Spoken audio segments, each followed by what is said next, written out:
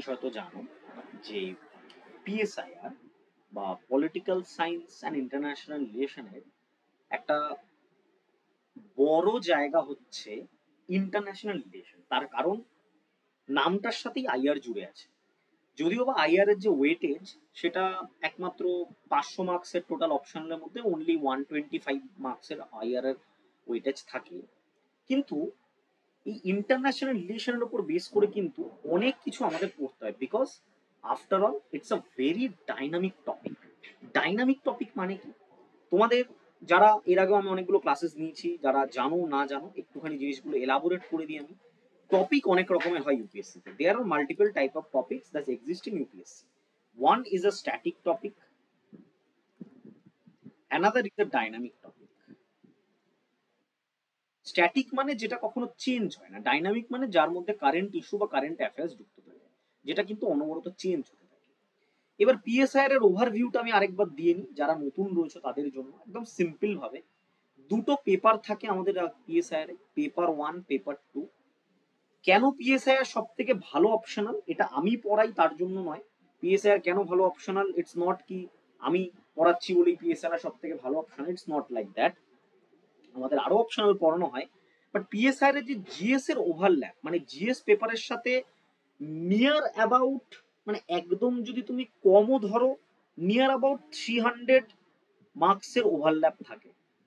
মানে 300 মার্কসের এরিয়াটা মেইনসে তুমি পিএসআইআর যদি অপশনাল পড়ো তাহলে তুমি কিন্তু কমন পেয়ে যাবে, কেননা দুটো সিমিলার টপিক।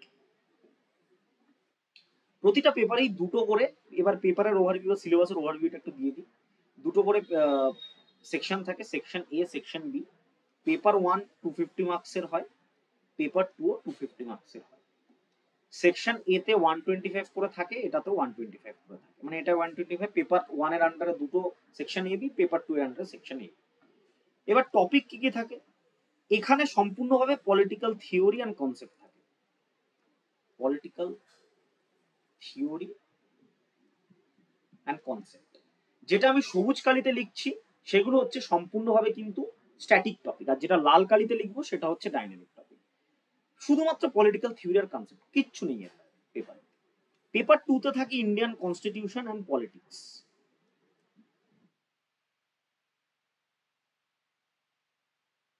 আর ইন্ডিয়ান পলিটিক্স বা history of Indian political scenery. এটাও মোরাললেস স্ট্যাটিক, মানে 90% এটা হচ্ছে স্ট্যাটিক। কিছু দু একটা লাস্টের একটা দুটো টপিকে একটু কারেন্ট অ্যাফেয়ার্স থাকে। এটা থাকে হচ্ছে comparative world politics, world politics and political theory,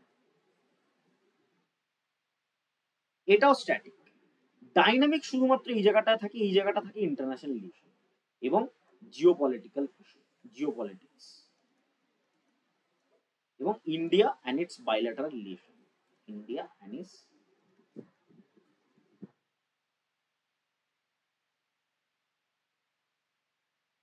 goat it. এটা হচ্ছে ওভারঅল আমাদের পেপারের ওভারভিউ।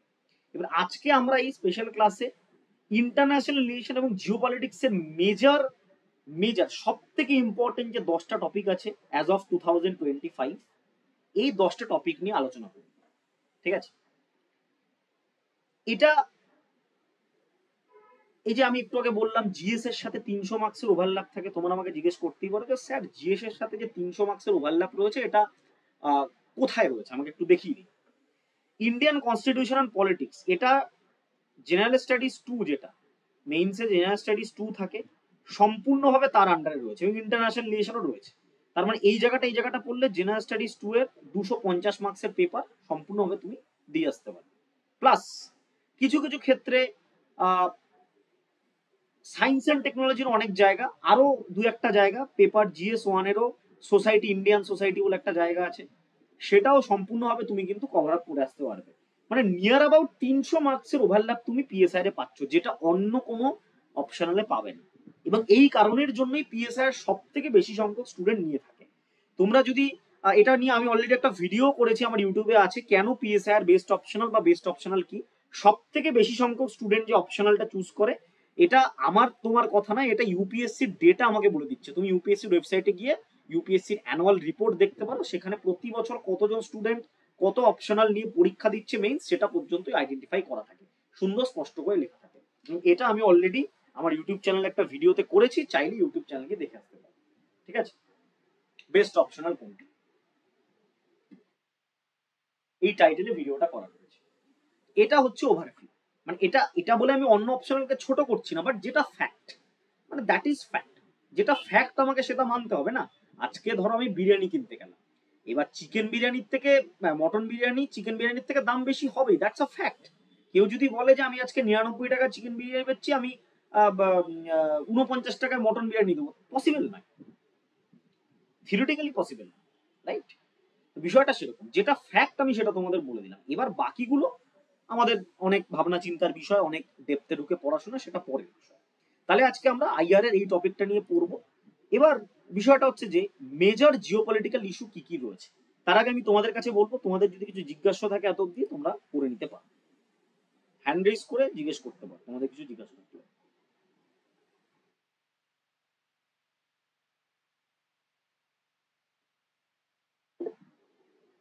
ইয়েস স্যার, আমি তিথি জোয়ারদার। আমি আমি আপনি আমাকে একটু পিএসআর কিছু বইয়ের সম্পর্কে যদি একটু বলেন না, তাহলে একটু ভালো হয়। কারণ মানে আমি নিজে আয়ার নিয়ে পড়েছি, কিন্তু আমার না বই নিয়ে প্রচন্ড কনফিউজড। আমি এবারে ফার্স্ট অ্যাটেম্প দিয়েছিলাম, তো আমি বইটা চুজ সি করে দ্য উঠতে থিং ইজ, পারিনি দ্য এখনো প্রবলেম পর্যন্ত। ইজ তো সেটা নিয়ে আপনি প্রপার একটু পিএসআইআর এর কোনো সেরকম ভাবে বই হয় না এক্সেপ্ট নোটস, তার কারণ মানে এটা তো একটা অপশনাল, কি optional is a very dynamic topic. এবার তুমি থিওরির ক্ষেত্রে হুম হয়তো একটা বই পড়তে পারবা, সেখান থেকে কিছু জিনিস তোমাকে অন্য জায়গা থেকে পড়তে হবে। ওপিগাও আমরা ইউজ করে থাকি। আমি গ্রুপে, আমি দুটো গ্রুপেই দিয়ে দেবো, আমাদের যে গ্রুপ আছে দুটো গ্রুপে আমি বুক লিস্ট দিয়ে দেবো, বাট এই বুক লিস্ট গুলোকে অ্যাজ এ রেফারেন্স পারপাস আমরা রাখতে পারি। যদি তোমাকে সলিড ভাবে পড়তে হয়, অপশনালি সবার কেন প্রবলেম হয়, why is there is a huge option, মানে problem regarding optional, self study বলো এটা বলো। আমি 2018-এ হিস্ট্রি অপশনালি মেন্স দিয়েছিলাম, আমার অপশনালের খারাপের জন্যই কিন্তু আজকে মানে মেন্স ক্লিয়ার হয়নি, 37 মার্কসের জন্য মেন্স ক্লিয়ার হয়নি।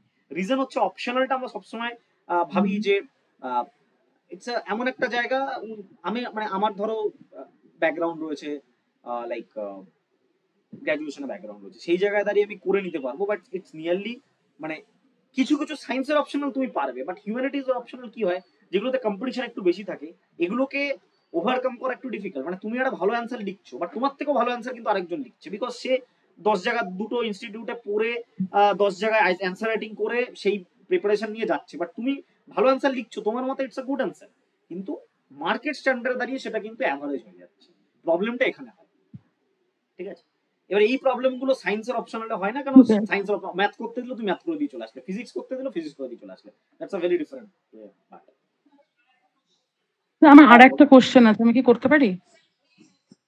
স্যার, আমি এসএনটিসিএসসি তে এবছর পড়েছি, তো ওখানে আমাদের পিএসআর অপশনাল আমাদেরই যাদবপুরের দুজন স্যার ক্লাস নিয়েছিলেন আয়ারের।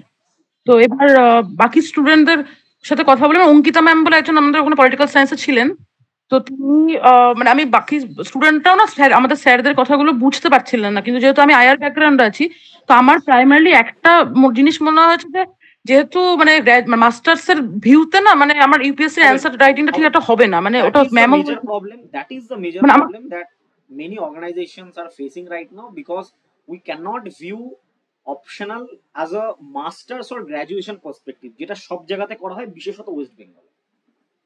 ঠিক আছে, তুমি হুম, আমাদের একটু কিভাবে অ্যাপ্রোচটা নিয়েও যদি একটু বলেন না, তাহলে খুব মানে সুবিধা হয়, যে আমি তাহলে বুঝতে পারবো যে কতটুকু ভাবা অ্যাপ্রোচ ইজ উচিত আ, বা দেখো কতটুকু আমার বেশি হয়ে অ্যাপ্রোচের যাচ্ছে, এইটা বিষয়টা একটু। হচ্ছে if you go through the question paper you will understand approach কি হবে, বাট এখানে না জিনিসটা যেটা করে ব্যাপারটা হয় কি, যে আমার আমার ডিপেন্ড করছে, সাপোজ আজকে আইআর নিয়ে পড়াচ্ছি, তাহলে আইআর এর অ্যাপ্রোচ আমি বলতে পারবো। আইআর এর ক্ষেত্রে যেটা হয়, কোনো একটা টপিক থেকে তোমাকে কোশ্চেন করলে, বাট তুমি টপিকটাকে কতটা ইনডেপথ ঢুকে প্রপারলি অ্যানালিসিস করতে পারছো, that is the most important part. Suppose তোমাকে এখন right now Israel Iran conflict নিয়ে কোশ্চেন অবশ্যই আসবেই, আসবে এবছর আসবেই, মানে দিস ইজ লাইক 300% শিওর। আমি আজকে তোমাদের ফ্রি ক্লাসে বলে দিচ্ছি, মেইনস হবে, মেইনসের সময় মিলিয়ে নিও, ইরান ইসরায়েল থেকে কোশ্চেন আসছে এবছর পিএসআই, আসবেই আসবে। তো দ্য থিং ইজ, আমি জিনিসটাকে এবার কোশ্চেনের টাইপটার উপর বেস করে আমাকে কি করতে হবে, বিকজ মানে কোশ্চেনের ল্যাঙ্গুয়েজের উপর অনেক জিনিস ডিপেন্ড করে। আজকে তোমাকে একটা কোশ্চেন করা হলো যে discuss the outcome of the Israel Iran conflict, বা বলতে পারো যে described about discuss about Israel Iran conflict, এরকম একটা কোশ্চেন দিল, তো সেক্ষেত্রে তুমি ইন জেনারেল ডিসকাশন করবে। বাট যখনই তোমাকে বলা হবে অ্যানালিসিস করো বা অ্যানালিটিক্যাল ওয়েতে জিনিসটা লেখো, থিংস উইল গো ডিফারেন্ট। ঠিক আছে, জিনিসটা অন্যভাবে কিন্তু যাবে। হুম। এনিওয়ে, সো আর কারো কিছু কোয়েরি আছে regarding this? Yes, thank you. Okay, so let us go to the IR topic. IR এর যে টপিকটা রয়েছে, let us go to that topic here.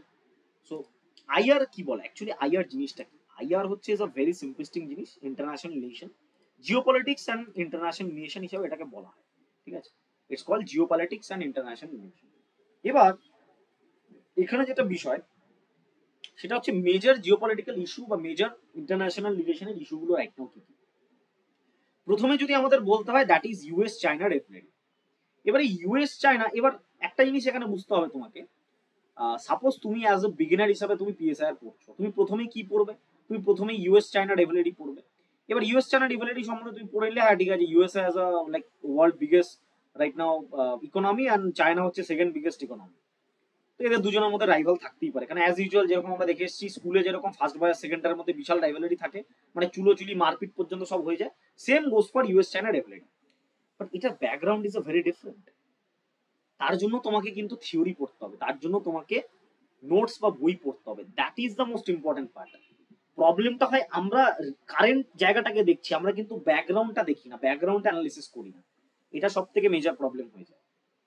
তো ইউএস চায়না ডেভেলপির ক্ষেত্রে কি প্রবলেম হয়, মানে ইউএস এর চায়না ডেভেলপি এখন রয়েছে অবভিয়াসলি একটা ট্যারিফ ওয়ার চলছে, ট্রেড টেনশন চলছে, কেন চলবে? অবভিয়াসলি চলবে। আজকে সিম্পল ধরো, ইউএস আর চায়না দুটো one of the biggest economy. এবার চায়না থেকে কোনো একটা ফোন তৈরি হয়ে ইউএসএ তে গেল, সেটার উপর ইউএসএ তে ইম্পোর্ট ডিউটি, মানে যেহেতু চায়না থেকে এসছে হয়তো ইউএসএ 10% সেটার উপর ভ্যাট বা সেস লাগালো, মানে 100 টাকা দামের একটা মোবাইল ইউএসএ তে এন্টার করার পরে গভর্নমেন্ট 10 টাকা নিয়ে নিচ্ছে এবং সিটিজেনকে সেটা 110 টাকায় দিচ্ছে। ভালো কথা, কোনো সমস্যা নেই, এতে করে চায়নার সেলও হচ্ছে। কিন্তু সেম জিনিসটাই যখন আমেরিকান কোনো প্রোডাক্ট চায়নাতে যাচ্ছে, চায়না কিন্তু সেটার উপরে জাস্ট ফর এক্সাম্পল 100% ট্যারিফ দিচ্ছে। মানে আমেরিকার আজকে টেসলা যদি গাড়ি 1 কোটি টাকা দাম হয়, 2 কোটি টাকা দাম হয়ে যাচ্ছে, তাহলে কি হবে? সেলস কমে যাবে, লোকজন কেনা বন্ধ করে দেবে। 1 টাকা দামের এদিক ওদিকে অনেক কিছু হয়ে যায়, সেখানে এত পার্সেন্টেজ দাম এদিক ওদিক হচ্ছে, এটা নিয়েই ঝামেলা, এটা নিয়েই ঝামেলা। ঠিক আছে, এবার এটা জেনারেলি অন্য যারা ডেভেলপিং কান্ট্রি তাদের ক্ষেত্রে করা হয় যে না ঠিক আছে আমার মার্কেটটা ধরুক, ওরা তো আস্তে আস্তে বিল্ড আপ করছে, এটা মানবিকতার খাতিরে বা ওয়ার্ল্ড ইকোনমিটাকে বলতে পারো যে ব্যালেন্স করার ক্ষেত্রে এটা দরকার হয়। সেটা কিন্তু বর্তমানে চায়নার দরকার নেই, because they are way much developed. রিজনটা হচ্ছে এটা, প্লাস মিলিটারি টেনশন অবভিয়াসলি থাকবে অ্যাজ ইউজুয়াল, যেটা হয় মানে আজকে ফার্স্ট বয় আর সেকেন্ড বয়ের মধ্যে সবসময় টেনশন থাকবে। আজকে মক টেস্ট হচ্ছে, ফার্স্ট বয় হয়তো ফার্স্ট হচ্ছে, আবার মক টেস্ট হচ্ছে, আবার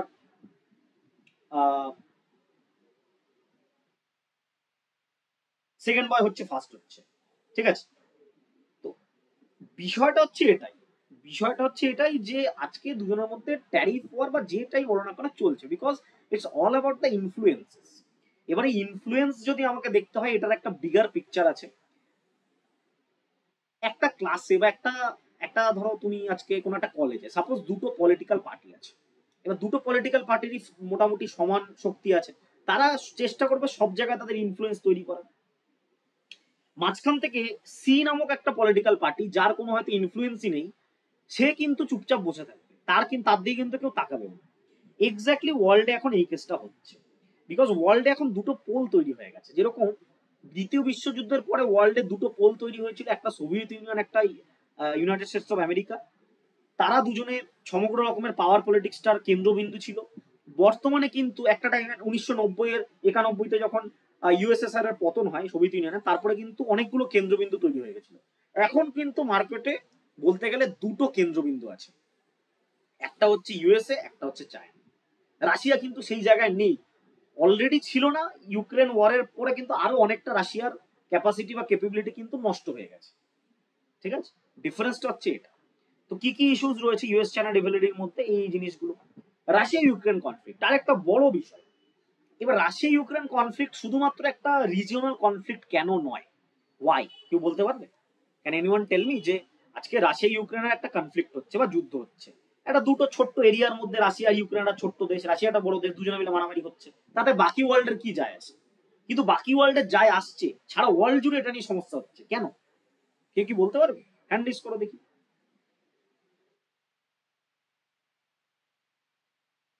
Tell me.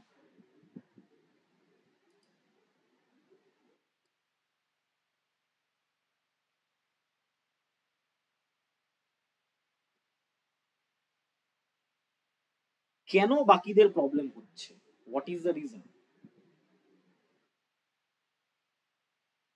বিকজ রাশিয়া হচ্ছে, না, ওয়ার্ল্ড ইকোনমিতে এফেক্ট করছে। দেখো, ওয়ার্ল্ড ইকোনমিতে এফেক্ট যেটা করছে সেটা নিয়ে কারোর মাথা ঘামিয়ে কিছু হয় না। সাপোজ যদি ইন্ডিয়ার কথা ধরি, ইন্ডিয়া রাশিয়া ইউক্রেন থেকে বেসিক্যালি আমরা দুটো জিনিস মেইনলি আমদানি করি, একটা হচ্ছে সয়াবিন আর হচ্ছে তোমার সানফ্লাওয়ার, মানে সূর্যমুখী যে বীজটা যেটা দিয়ে তেল হয়। তো সেটাতে আমার ইকোনমি এমন কিছু মানে মারাত্মক ক্ষতি হয়ে যাবে না, কিন্তু বিষয়টা হচ্ছে it's all about the taking sides. Ukraine চেষ্টা করছে ন্যাটোতে ঢোকার, যেটা হচ্ছে ওয়েস্টার্ন অ্যালাইজ, যেটাকে কন্ট্রোল করে আমেরিকা। আর রাশিয়া চেষ্টা করছে রাশিয়ার যে সাইডে চায়না তাদেরকে আনা। অবভিয়াসলি দুটো ভাগে ভাগ হয়ে গেছে ওয়ার্ল্ড, এবং তার জন্য কনফ্লিক্ট এতদিন চলছে। মানে আজকের জায়গায় দাঁড়িয়ে একটা রিজিওনাল কনফ্লিক্ট যখন হয়, হলে সবাই কিন্তু চারিদিক দিয়ে পুশ করার চেষ্টা করবে, যদি সেই কান্ট্রির প্রপার স্ট্র্যাটেজি না থাকে। আমি যদি সভারেন না হই, আমার যদি শক্তি না থাকে, আজকে যদি ইন্ডিয়ার শক্তি না থাকতো, এই যে পাকিস্তানের সাথে যে কনফ্রন্টেশন হলো, এটাতে কিন্তু বাকিরা মানে পেছন থেকে ভাই তুই এগো তুই এগোই, ভাই তোকে আমি টাকা দিচ্ছি, তুই কর তুই কর তুই কর, ব্যাপারটা এরকম হয়ে যেত। তখন এটাও কিন্তু একটা লং গন কনফ্লিক্ট হয়ে যেত, মাঝখান থেকে ঝামেলা পোহাতো কিন্তু আমাদের দুটো দেশের মানুষ। কিন্তু সেটা হয় না কেন? কেন দুটোই হচ্ছে, পাকিস্তানের কথা ছেড়ে দিলেও India is a huge power, global super power না হলে রিজিওনাল পাওয়ার। সেই জন্য কিন্তু এরা পেছন থেকে ব্যাক করতে পারে ডিরেক্টলি, ঠিক আছে? এবং আমরা একটা স্ট্যান্ড রেখে চলি যে বাকি কারো সাহায্য আমরা নেব না, we are sufficient. That is the most important part. এখনকার ওয়ার্ল্ডে দাঁড়িয়ে we need to B self sufficient, otherwise বাকিরা কিন্তু গলা টিপে ধরবে আমাদের, মানে টুটি চেপে ধরবে, যেটাকে বাংলা ভাষায় বলা হয়। ডিফারেন্সটা হচ্ছে এটা। তো আমাদের পাকিস্তান ইন্ডিয়া কনফ্লিক্টও কিন্তু এরকম একটা লং রান কনফ্লিক্ট হতে পারত, কিন্তু সেটা হয়নি। রিজন হচ্ছে,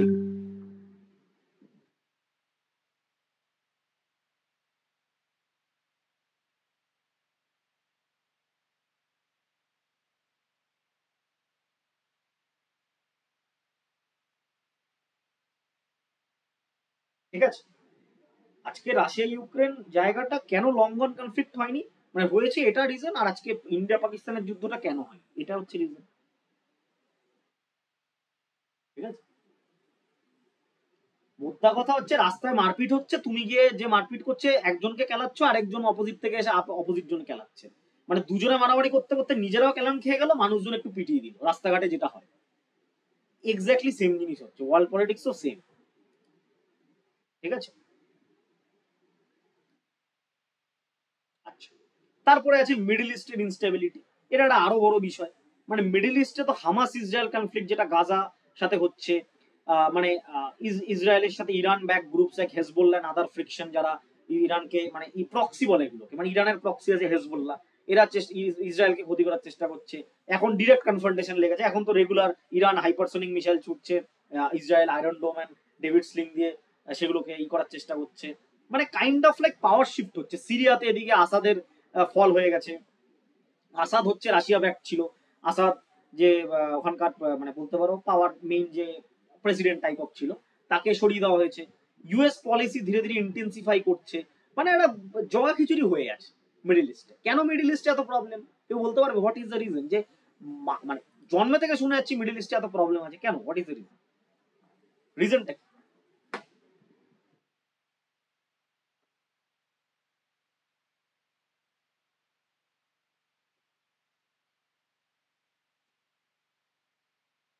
কেউ বলো, হোয়াট ইজ দ্য রিজন?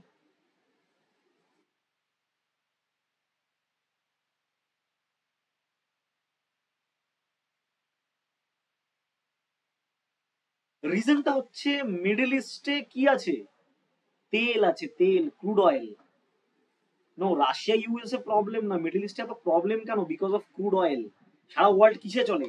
যতই তুমি রিনিউয়েবল এনার্জি নিয়ে নাচানাচি করো, ইভি ব্যাটারি নিয়ে নাচানাচি করো, এন্ড অফ দ্য ডে কিন্তু কি হবে,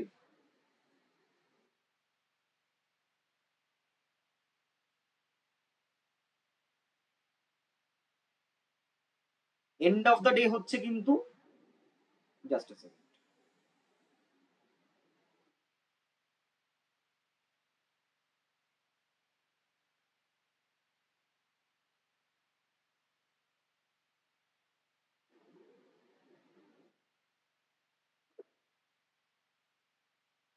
ঠিক আছে। তো এন্ড অফ দ্য ডে কি হবে, এন্ড অফ দ্য ডে আজকে ধরো আমরা ইভি নিয়ে মাতামাতি করছি, আমরা ইলেকট্রিক ভেহিকেল নিয়ে মাতামাতি করছি, কিন্তু ওয়ার্ল্ডের 95% জিনিস স্টিল কিন্তু তেলে চলে। আজকে প্লেন, তুমি ইভি প্লেন বানাতে পারবে? এখন অব্দি পসিবল হয়েছে ইভি প্লেন বানানো, যাত্রীবাহী প্লেন? এই যে আহমেদাবাদে প্লেন দুর্ঘটনা ঘটলো, এটা যদি ইভি প্লেন থাকতো এত কিন্তু মরতো না। কেন, হ্যাঁ কিছুটা হলেও 10-12 জন হয়তো মারা যেত, ওটা তো আর আগুন জ্বলে যেত না, লিকুইড তো ওখানে ফ্লেমেবল জিনিস থাকতো না, ইভি যদি ব্যাটারি প্লেন হতো। Is it possible? No, it's not possible right. তো যতই হোক না কেন end of the day petroleum দিয়েই জিনিসগুলো চলবে, আরো আগামী 50 বছর, 60 বছর, 100 বছর চলবে। তারপরে হয়তো রেভলিউশনাইজ হয়ে জিনিসটা চেঞ্জ হবে। তো তেল যার কাছে আছে, পাওয়ার তার কাছে আছে। মিডিল ইস্টে কি আছে, তেল আছে, ওই কারণে সবাই ওখানে ইনফ্লুয়েন্স তৈরি করতে চায়। That is the most important part. ঠিক আছে। আচ্ছা, মিডিল ইস্টটা দেখো এরকম, this is middle east. Turkey রয়েছে, এসেছে ইজিপ্ট রয়েছে, সৌদি আরবিয়া, ইরান। ইরানের কাছে বিশাল বড় পাওয়ার রয়েছে। এবার এখানে একটা জিনিস থাকে, এই যে ইরানের এখানে কি রয়েছে, we have here, what is we have here, এখানে হচ্ছে একটা মেজর, এইখান থেকে কিন্তু একটা মেজর সি ট্রেড রুট রয়েছে। তো এরা এই এই ট্রেড রুটটাকে কন্ট্রোল করার চেষ্টা করে। এই বাহারিন, কাতার, এইসব জায়গায় প্রচুর পরিমাণে তেল আছে, এবং তেলগুলো কিন্তু এই জায়গা থেকে, এই এখানে জাহাজগুলো ঢুকে এখান থেকে বেরিয়ে তেলগুলো কালেক্ট করে। এরা, ইরান কিন্তু এই স্ট্রেট অফ মানে হরমুজের মধ্যে, এই জায়গাটার মধ্যে কিন্তু এরা কি করছে, এরা কিন্তু কবজা করার চেষ্টা করছে। ইসরায়েল কোথায় রয়েছে, ইসরায়েল রয়েছে ভূমধ্যসাগরের এইখানটায়, ঠিক আছে, একদম মিডিলে বসে। এই হচ্ছে ওভারঅল জায়গা যার জন্য এত কিছু প্রবলেম। টার্কি ওপরে রয়েছে বসে, টার্কি বা তুরস্ক ইউরোপ এবং এশিয়া দুটোরই গেটওয়ে বলতে পারো, গেটওয়ের মাঝখানে রয়েছে, ঠিক আছে। এই জায়গাটায় এত পরিমাণে তেল রয়েছে, ওয়ার্ল্ডের নিয়ার অ্যাবাউট 90% ওয়াইল্ড রিজার্ভ কিন্তু এখানেই রয়েছে। তো সেই জায়গাটা যে কন্ট্রোল করতে পারবে, অবভিয়াসলি ওয়ার্ল্ড সে কন্ট্রোল করবে, দ্যাটস দ্য ফ্যাক্টর, তাই না? আচ্ছা, নেক্সট, ট্রেড প্রোটেকশনিজম মানে কি? ট্রেড প্রোটেকশনিজম মানে হচ্ছে ট্যারিফ, মানে আমি ট্রেডটাকে প্রোটেক্ট করছি। সাপোজ ইন্ডিয়া থেকে আমরা ইউএসএ তে চাল পাঠাচ্ছি, সেই চালের উপরে ওরা কোনো ট্যারিফ নেয় না। কিন্তু ইউএসএ থেকে আজকে যদি কোনো একটা ফোন বা কোনো একটা গাড়ি তুমি কিনে নিয়ে আসো, সাপোজ তোমার ইচ্ছা হলো ফোর্ডের, তুমি একটা ফোর্ড মাস্টাং কিনবে, খুব একটা পপুলার গাড়ি। ফোর্ড মাস্টাং এর দাম ইউএসএ তে নিয়ার অ্যাবাউট 60 লাখ টাকা, 30 লাখ টাকা। সেটাই কিন্তু ইন্ডিয়াতে কিনতে গেলে 60 লাখ টাকা হয়ে যাবে, কারণ আমাদের রেসিপ্রোকাল ট্রেড রয়েছে। আমরা অনেক পার্সেন্টেজ, মানে নিয়ার অ্যাবাউট ডাবল আমরা কিন্তু চার্জ করি। তো এটার জন্য কি হচ্ছে, আমার ইন্ডিয়াতে ফোর্ড মাস্টাং এর সেল হচ্ছে না। 30 লাখ টাকায় হলে যতগুলো লোক কিনতে পারে, 60 লাখ টাকায় গিয়ে ততগুলো লোক কিনতে পারবে? কিনবে না নিশ্চয়ই। এর জন্য ইউএসএ খুঁজে আছে। এটাই প্রতিটা কান্ট্রির ক্ষেত্রে হয়। This is called trade protectorism. আমি আমার ট্রেডটাকে প্রোটেক্ট করবো, তার জন্য তারা কি করছে, এখন আমাদের উপরেও কিন্তু ট্যারিফ চাপাচ্ছে। তার মানে আমাদেরও বিজনেস ওখানে আস্তে আস্তে কমে যাবে, যদি আমরা প্রপারলি আমাদের ট্যারিফ গুলোকে না কমাই। আমি আজকে মাস্টাং এর উপরে, ফোর্ড মাস্টাং এর উপরে যদি আমি ট্যারিফ 20% না করি, ওখানে কিন্তু আমার বিজনেস কমে যাবে, ওখানে কিন্তু চালের আমার বিক্রি কমে যাবে, ঠিক আছে। That is the difference, trade protectionism. Another is cyber security. সবকিছু is, right now everything is social, everything is in online. মানে এই যে তোমরা পড়াশোনা করছো, এটা থেকে শুরু করে সবকিছু, তো এই অনলাইনের যে টাস্ক, মানে এটাকে যে সিকিউর করা, it's a very major issue, ঠিক আছে। It's a very major issue there. এই যে যত স্ট্রংলি এই জায়গাগুলোকে হ্যান্ডেল করতে পারবে, তার স্টেবিলিটি তত স্ট্রং হবে। আজকে সাইবার সিকিউরিটিতে বা সাইবার ওয়ারফেয়ারে চায়না সব থেকে এগিয়ে। কেন এগিয়ে? বিকজ তারা ইনভেস্ট করেছে প্রচুর পরিমাণে। অটোমেটেড ইন্টেলিজেন্স, আর্টিফিশিয়াল ইন্টেলিজেন্স থেকে শুরু করে ব্লক চেইন, এই যে জিনিসগুলো, এগুলো যে কান্ট্রি ভালোভাবে গ্যাদার করতে পারবে, কন্ট্রোল করতে পারবে, তাদের হাতেই সবকিছু থাকবে।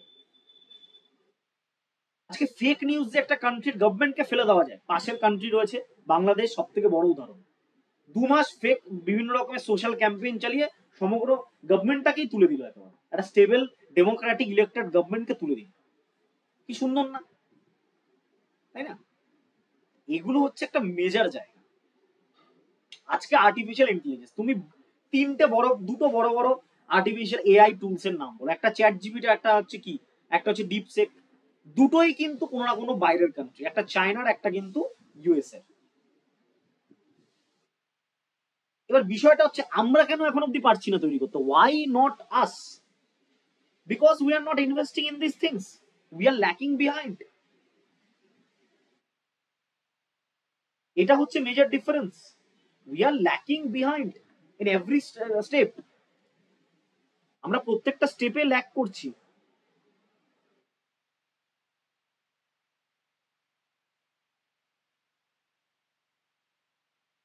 ঠিক আছে, that is the most important part here. এই জায়গাটা আমাকে বুঝতে হবে। নেক্সট কি আছে? Climate change and resource scarcity. Obviously climate change is a huge part of our problem. মানে আজকে ক্লাইমেট চেঞ্জের জন্য আমাদের কত কিছু করতে হচ্ছে। We are doing a lot of thing to mitigate the climate change here. আমরা ক্লাইমেট চেঞ্জকে মিটিগেট করার চেষ্টা করছি, ক্লাইমেট চেঞ্জের বিষয়ে অনেক কিছু করছি। We are doing a multiple things. But এটার বেসিসে ওয়ার্ল্ডে একটা ফোরাম তৈরি হয়েছে, আজকে কনফারেন্স অফ পার্টিজ হয়, আজকে অনেক প্রবলেম ক্লাইমেট চেঞ্জ রিগার্ডিং হচ্ছে। রিসোর্স স্ক্যারসিটি, রিসোর্স কমে যাচ্ছে। যেরকম climate change excavate resource scarcity leading to conflicts over water. আজকে আফ্রিকার বিভিন্ন কঙ্গো, সুদান, ডেমোক্রেটিক জাইরে, এইসব জায়গাতে জলের জন্য কনফ্লিক্ট হচ্ছে। ছোট ছোট এথনিক গ্রুপগুলো নিজের মধ্যে মারামারি করছে, খুনোখুনি করছে, specially in the vulnerable regions like Africa and South Asia. Extreme weather events and environmental degradation fuel migration and social unrest, creating new geopolitical challenges. অনেক জিওপলিটিক্যাল চ্যালেঞ্জেস তৈরি হচ্ছে। আজকে মায়ানমারে কি হচ্ছে, রাখাইন প্রদেশে আরাকান আর্মি কি করছে, আজকে রোহিঙ্গাদের সরিয়ে দিচ্ছে, সেখান থেকে একটা হিউজ মাইগ্রেন্ট ক্রাইসিস তৈরি হচ্ছে। আজকে আফ্রিকার অনেক কান্ট্রিতে যুদ্ধের জন্য তারা ভূমধ্যসাগর পেরিয়ে ইউরোপের বিভিন্ন কান্ট্রিতে যাচ্ছে তাদের জীবনের আশায়, সেখান থেকে একটা হিউজ ক্রাইসিস, মাইগ্রেন্ট ক্রাইসিস বা ইমিগ্রেন্ট ক্রাইসিস তৈরি হচ্ছে। এনার্জি ট্রানজিশন, রিনিউয়েবল, একটু আগে যেটা বললাম, রিনিউয়েবল এনার্জিতে আমরা ফোকাস করছি, বাট এটা অনেক চ্যালেঞ্জেস রয়েছে। ইনফ্রাস্ট্রাকচার, আজকে আমি গাড়ি, সব গাড়ি কি পসিবল? আজকে একটা বিশাল বড় ট্রাক তুমি ব্যাটারিতে চালাতে পারবে? পসিবল নয়। 100 কিলোমিটার রেঞ্জ পাবে, তারপরে গিয়ে আবার ওটাকে রিচার্জ করতে হবে। ওইভাবে তো পসিবল না। আজকে একটা এত বড় ট্রেন তুমি কি করে চালাবে? তুমি বলতে পারো স্যার ইলেকট্রিসিটি ট্রেন চলে, ইলেকট্রিসিটিটা কিসে জেনারেশন হয়? কয়লা পুড়িয়ে জেনারেট করা হচ্ছে, তাই নয়? There are multiple things, there are multiple problems that we are facing right now regarding climate change and resource scarcity. এগুলো নিয়ে তোমাকে কোশ্চেন আসবে পরীক্ষায়। এগুলো this are major issues. Energy security, another thing. Global energy demand surged by 2.2% in 2025, driven by economic growth and increased electricity use, including the AI data center. AI data center মানে কি? আজকে তুমি chat GPT use করছো, এর জন্য একটা বিশাল বড় একটা সার্ভার, বিশাল বড় একটা বিল্ডিং এর মধ্যে মাল্টিপল সব প্রসেসর লাগিয়ে একটা সেই জায়গাটাকে মানে চালাতে হচ্ছে। এক একটা বিল্ডিং চালাতে, এরকম একটা ডেটা সেন্টার চালাতে মেগাওয়াটের পর মেগাওয়াট মানে ইলেকট্রিসিটি লাগে। 1 মেগাওয়াট ইলেকট্রিসিটি মানে কত জানো? 1 মেগাওয়াট ইলেকট্রিসিটি মানে সারা কলকাতায়, সারা কলকাতায় এন্টায়ার সারা দিনে খরচা হয় খুব বড় জন্য 3 থেকে 4 মেগাওয়াট, যেটা একদিনে একটা ছোট্ট কারখানা বা ছোট্ট একটা প্ল্যান্টে শেষ হয়ে যাচ্ছে ডাটা সেন্টার গুলোতে। আমাদের এনার্জি আর জেনারেশন হচ্ছে না, ইনক্রিজ আমরা করতে পারছি না, অনেক প্রবলেম থাকছে। Conflict, geopolitical tension, energy trade flow, increasing volatility in global markets, অনেক রকমের প্রবলেম থাকছে। যে প্রবলেমগুলোকে we need to address here, that is the most important part. আরেকটা factor, nationalism and populism movement. Nationalism মানে কি? পলিটিক্যাল পোলারাইজেশন হচ্ছে, আনপ্রেডিক্টেবিলিটি of policy making. মানে আজকে ধরো সাপোজ রাশিয়াতে রাশিয়ানদের জন্য, ইউএসএ তে ব্ল্যাক লাইভ ম্যাটার্স এর বিরুদ্ধে অনেক কিছু আওয়াজ উঠছে। মানে এক্সট্রিম ন্যাশনালিজম, যেটা দ্বিতীয় বিশ্বযুদ্ধের সময় হয়েছিল, জার্মানদের জন্য, আর আরিয়ানদের জন্য।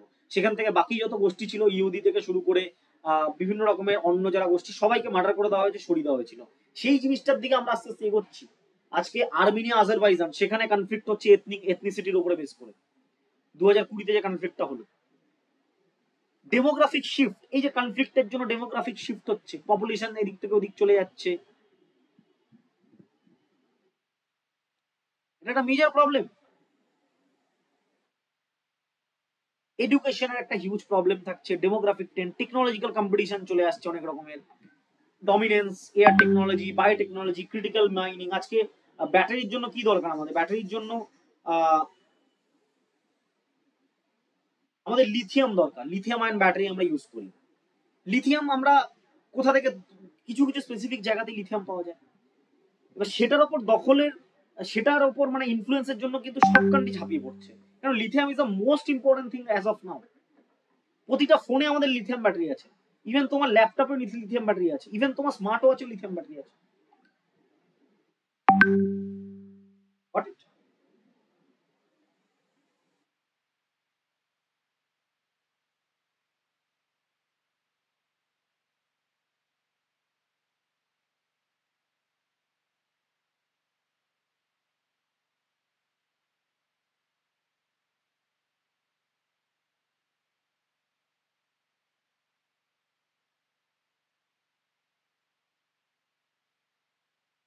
বোঝা গেল?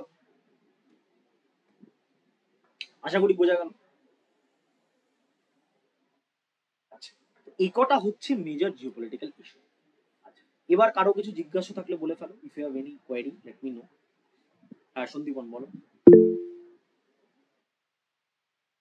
স্যার, আপনি যে বলছিলেন যে মিডিল ইস্টের যে ইনস্টেবিলিটি যেটা, ঠিক আছে, অয়েলের জন্য, তো স্যার এখানে তো আরেকটা আমি যেটা পেপার বা সব জায়গা থেকে দেখেছিলাম স্যার, ইউরেনিয়ামের তো একটা ব্যাপার আছে দেখো, এখানে, ইউরেনিয়ামের ব্যাপার আছে, বিষয়টা হচ্ছে যেটা কি, ইরানের। আজকে ইউরেনিয়াম কটা কান্ট্রির দরকার হয়? হাতে গোনা কয়েকটা কান্ট্রি, তাদের কাছে নিউক্লিয়ার মানে এনার্জি এবং নিউক্লিয়ার পাওয়ারের জন্য তারা ইউরেনিয়াম ই করে।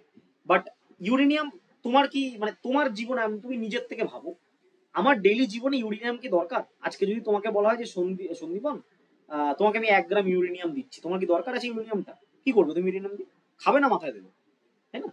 কিন্তু তোমাকে যদি বলা হয় যে 1 লিটার পেট্রোল দিচ্ছি, ওটা দিয়ে কিন্তু অনেক কাজ হবে, তুমি বাড়ির জেনারেটর চালাতে পারবে, তোমার যদি বাড়িতে বাইক বা গাড়ি থাকে ওটাই দিতে পারবে, সবকিছু পেট্রোলিয়ামে চলছে আজকাল, মানে পেট্রোলিয়াম বা পেট্রোলিয়াম জাত জিনিস, এটার ইম্প্যাক্টটা অনেক বেশি। হ্যাঁ, ওটা একটা মাইনর জায়গা।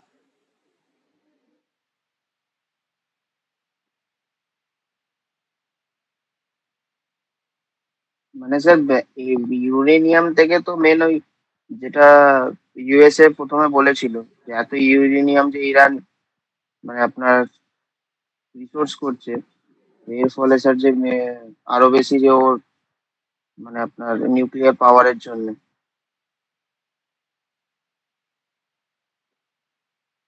সেটা আলাদা বিষয়, কিন্তু আজকে যেমন ইরানে একটা, ইরানে তুমি যে নিউক্লিয়ার পাওয়ারটা বলে, সেটা ইরান, ইরান চাইছে কি নিজে থেকে নিউক্লিয়ার পাওয়ার তৈরি করতে।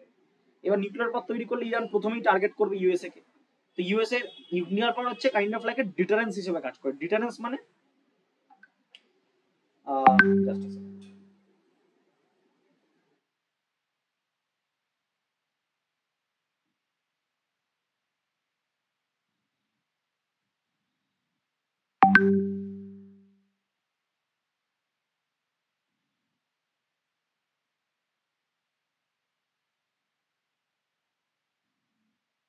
ঠিক আছে, অনেক কিছু কাজ করে। আজকে ডিটারেন্স বলতে কি, ধরো তোমার কাছে আহ, একটা ব্যাট আছে, একটা হকি স্টিক আছে, তুমি হচ্ছে কাউকে মারতে যাচ্ছ, আমার কাছে একটা পেন আছে, এবার আমি একটা পেন দিয়ে তো তোমার সাথে হকি স্টিক দিয়ে লড়তে পারবো না, তুমি তো আমার পেনটাকে একটা বাড়ি মারলে ভেঙে আমার মাথা ব্যথা ফাটিয়ে দেবে। কিন্তু আমার কাছে যদি একটা হকি স্টিক থাকে, তুমি কিন্তু 10 বার ভাববে যে না, ওকে তো খেলাতে একটু সমস্যা হয়ে যাবে, কারণ ওর কাছে হকি স্টিক আছে। এক্স্যাক্টলি সেম থিং হচ্ছে ডিটারেন্স, ইটস কল্ড ডিটারেন্স। তো ইরানের কাছে যদি ডিটারেন্স চলে আসে, ইরানকে কিন্তু কেউ আঘাত করার আগে 10 বার ভাববে, যেটা কিন্তু এখন কেউ ভাবছে না। ঠিক আছে, ডিফারেন্সটা হচ্ছে এটা, সেটা যাতে ডেভেলপ করতে না পারে সেই কারণে কিন্তু এই জিনিসটা করা।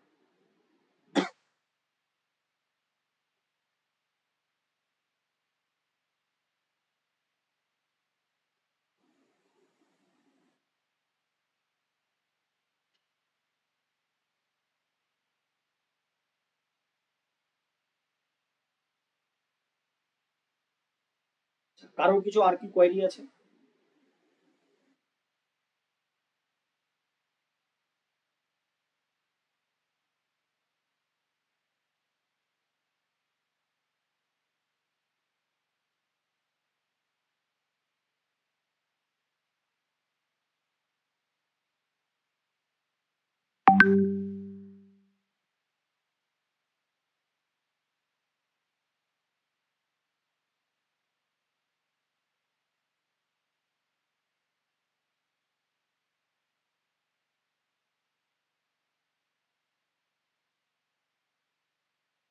আর কারো কিছু কোয়েরি আছে? যদি কারো কোনো কোয়েরি থাকে বলে ফেলো।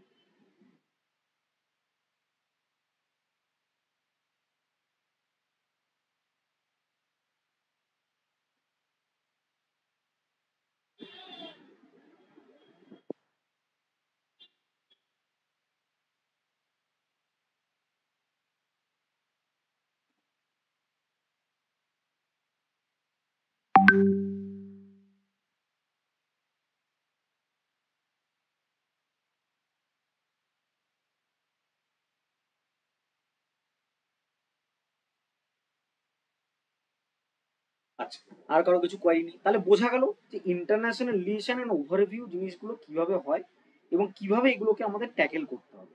Because PSR is not all about যে তুমি জাস্ট জিনিসগুলোকে ইনফরমেশনগুলোকে গ্যাদার করছো, ইটস নট, এটা নয়। জিনিসটাকে গ্যাদার করার পরে তুমি কিভাবে অ্যানালিটিক্যালি অ্যান্সার করছো সেটা সব থেকে বড় বিষয়।